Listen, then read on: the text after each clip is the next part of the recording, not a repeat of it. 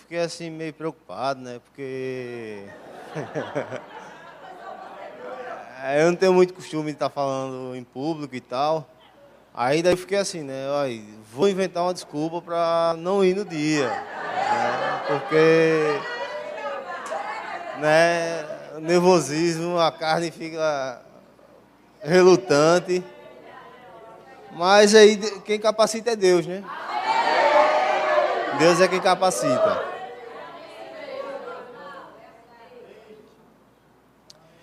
Pai, te rendo graças, Senhor, por esse momento, Pai. Obrigado, Senhor, porque é você quem capacita. Obrigado, Espírito Santo, porque você é nosso mestre. É você quem nos ensina. Pai, eu me ponho à disposição sua para falar não o que eu quero, mas o que você quer, Pai, para os meus irmãos. Em nome de Jesus. Amém. Eu fiquei pensando assim em um tema, né? Porque são tantas coisas que a gente vai aprendendo e daí eu fiquei naquela, né? O que é que eu vou falar? Aí, por situações na minha vida, eu decidi falar sobre zona de conforto, né? Porque o que acontece? A gente, para mudar, as coisas para mudar, ela tem que sair de uma zona de conforto, né? Eu estava pesquisando e eu vi sobre o diamante, que é uma pedra muito preciosa e muito cobiçada por muitas pessoas. Mas o mineral, né, o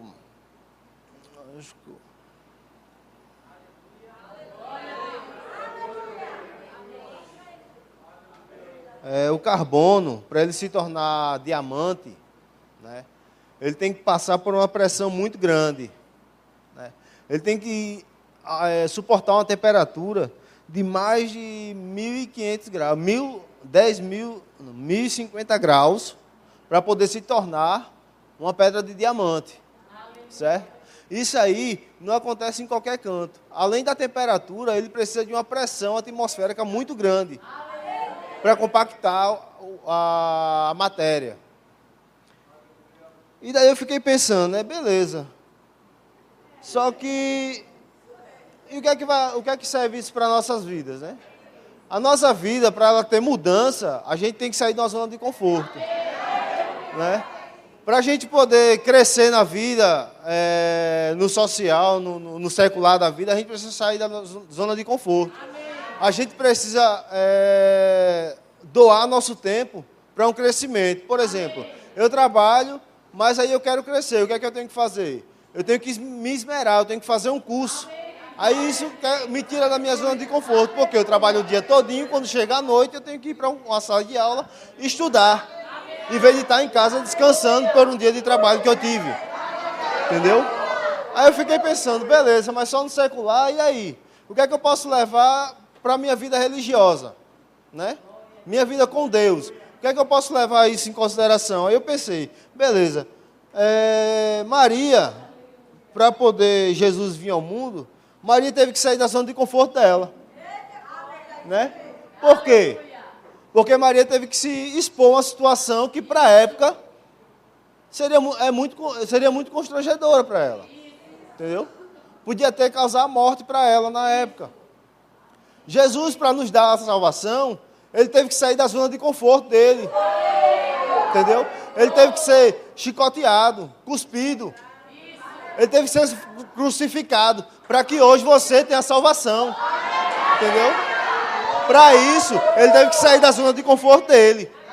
Aí eu perguntei para mim, e aí, o que é que eu estou fazendo com a zona de conforto? O que é que eu estou fazendo com o que Jesus fez por mim? Deus abriu mão do primogênito dele, do único filho dele. Ele saiu da zona de conforto dele para que fosse você se tornar filho dele. Certo? Deus teve que sair da zona de conforto dele para ser criado um homem. Porque quando Deus foi fazer as coisas, ele só falou. Mas quando foi criar o homem, ele teve que pegar a mão e botar no barro. Ele teve que se melar de barro para você hoje estar aqui. Entendeu? Aí beleza. Só que aí, nós como crentes, vamos trabalhar a semana todinha. Chega no final de semana, vamos sair da zona de conforto, vamos para a igreja, beleza. Fazer uma social na igreja, massa, e aí? Zona de conforto, pô. Entendeu? Vou estar aqui, beleza, falando com um, com o outro. Podia estar muitos levam em consideração, tipo, não, para não ir para o shopping eu vou para a igreja, porque, né, sou crente. Eu continuo na zona de conforto, entendeu? Mas o que é que você faz com a palavra que você recebe? O que é que você faz com essa palavra que você recebe? Você sai da sua zona de conforto e as pessoas que estão lá fora esperando por você, para poder ser salva. O que é que acontece? Se você não sair da sua zona de conforto hoje, você vai ser cobrado por Deus, porque Ele deu a você a responsabilidade de salvar pessoas, independente do que você queira, independente do seu chamado, porque o chamado principal do cristão é ir salvar, é o ministério de socorros, certo? Independente da sua atividade no secular, independente da sua atividade na igreja, a sua obrigação como cristão é estar lá fora, não é sendo cristão dentro da igreja, que é muito fácil, pô. É muito fácil a gente chegar aqui, ouvir a palavra, orar, beleza? A unção pegou, irmão, eita, que massa, vamos para casa cheio, tá? Uns vai assistir Fantástico, outros vai dormir, outros vai continuar se enchendo. Mas e aí? E os irmãozinhos que estão lá fora? Os que se desviaram por atitudes erradas de algumas pessoas, os que não conheceram ainda a palavra. E aí? E a gente? Vai fazer o que com isso? Entendeu? Eu fiquei pensando, beleza, hoje, graças a Deus, né, eu estou conseguindo terminar o rema mesmo.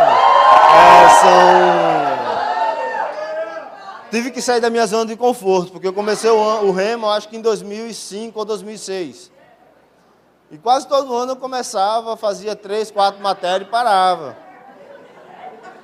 E, né, eu fui lutando ali e tal, e quando começava as pressões chegar, eu dizia, epa, peraí, tá começando a ficar apertado, eu vou sair, né? Não vou largar minha zona de conforto, porque, sabe, eu preciso descansar, né? Eu não tenho paciência para estar na sala de aula, aí eu tenho que descansar a minha mente, porque eu preciso produzir, e se eu ficar lá, eu vou ficar muito cansado, né? Aí eu cheguei um dia, uma vez eu estava, acho que a última vez que eu tentei fazer o rema, eu cheguei no intervalo, no recesso do primeiro ano, lá no Mato Grosso. E aí eu fui, faltando algumas vezes e tal, mas conseguindo ir, cheguei, terminou as férias e eu não voltei. Eu disse, eu não vou mais nada, bicho. Eu trabalho o dia todinho, eu tenho que buscar a esposa de madrugada no trabalho e para mim estar na aula vai ser muito puxado, eu não vou não. Aí parei. Mas Deus é bom, meu irmão. Deus é bom. Quem capacita a gente é o Espírito Santo, amém? Eu estou hoje aqui concluindo o 2º ano do rema, amém? Pela honra e a glória de Jesus. Amém.